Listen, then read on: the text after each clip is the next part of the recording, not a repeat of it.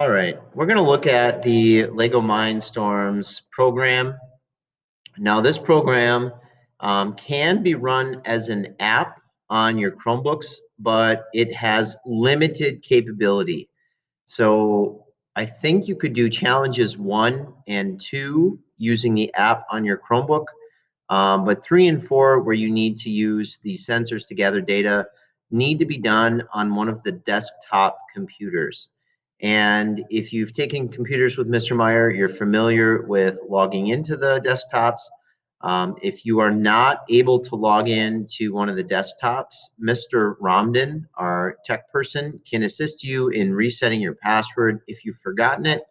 Um, it is the shortened version of your username, and the password can be different from your Chromebook. So if you need assistance in logging into a desktop computer, I would advise you to seek help from Mr. Romden. Once you get logged into the desktop, this is the icon that we're going to look for. So if you double click on that, it's going to open up the EV3 program, and we're just going to do a quick tutorial on how to use that and what some of the various tools look like. So when you open it up, it kind of brings you to a beginning screen where it would actually walk you through opening up the box and setting up the robot. We don't need to do any of these steps because our robots are already assembled. So what we're basically going to do is to skip through this lobby area. And up at the upper left-hand corner, there's a plus sign, and that allows you to add a project. If you click on that, it's going to open up the programming screen. And this is where we're going to do all of our work. This play button right here is kind of the starting line. The robot's going to play through the sequence of code from this block forward. So whatever the sequence of code you enter is, that's how it's going to run it through in that series.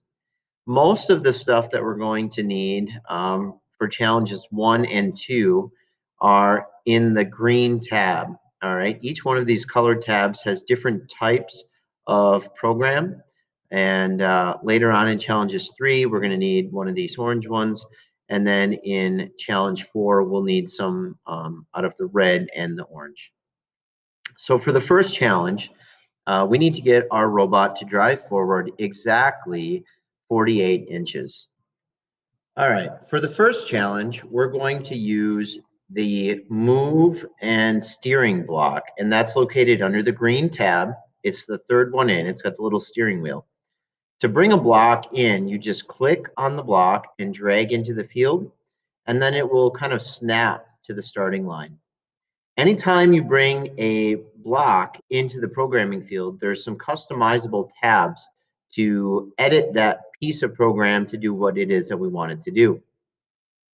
Now on this one, we can set it for the wheels to turn continuously for some number of time in seconds, for a number of degrees, which would be a very small movement, or a number of total rotations.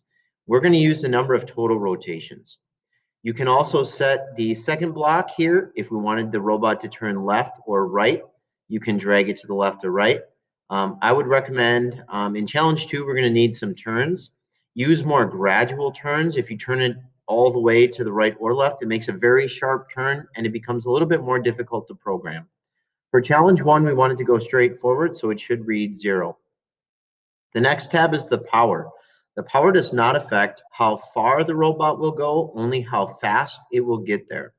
Now, the problem that we run into in the shop is that because there's dust on the floor and then dust on the robot wheels, the wheels will occasionally slip on the dust. So what we need to do is back our power down. Somewhere in the mid 30s is normally good.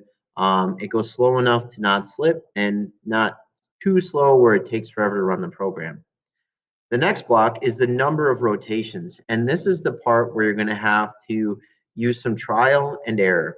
You're going to make a guess as to how many you think it might take to go 48 inches. Maybe you want to guess 10. So we could guess 10 and see how that works. Then we'll make an adjustment and go from there.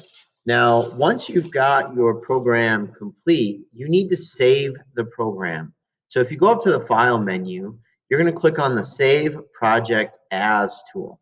This is going to allow you to name the project. Now, it would probably be good to name your group. So if there's multiple files on the desktop, you know which one are yours.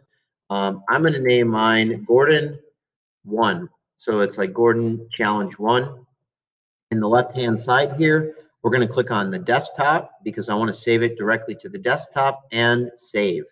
We know the program saved because now up here it's labeled Gordon 1. Now the next step is downloading that program to our robot.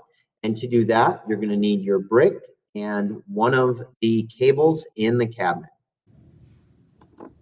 All right, this is just a quick explanation on getting your program to download onto the robot.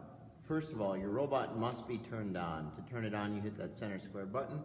The little green light should light up. The robots take a minute to start up. Think of it like a mini computer.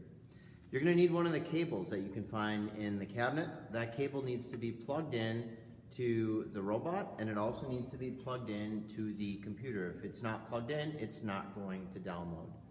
Once you have those two things done, you need to hit the download button, which I'll show you inside of the program. All right, once your robot is on and it's plugged into the computer, you're ready to download the program. To download the program, you're going to bring your cursor down to this down arrow button, and it says download.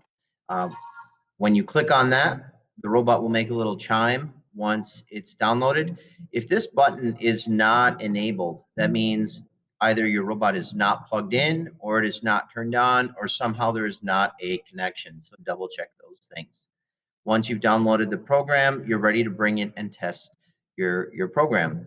And then every time you make a modification to your program, you will need to re-download it. It's not going to automatically update.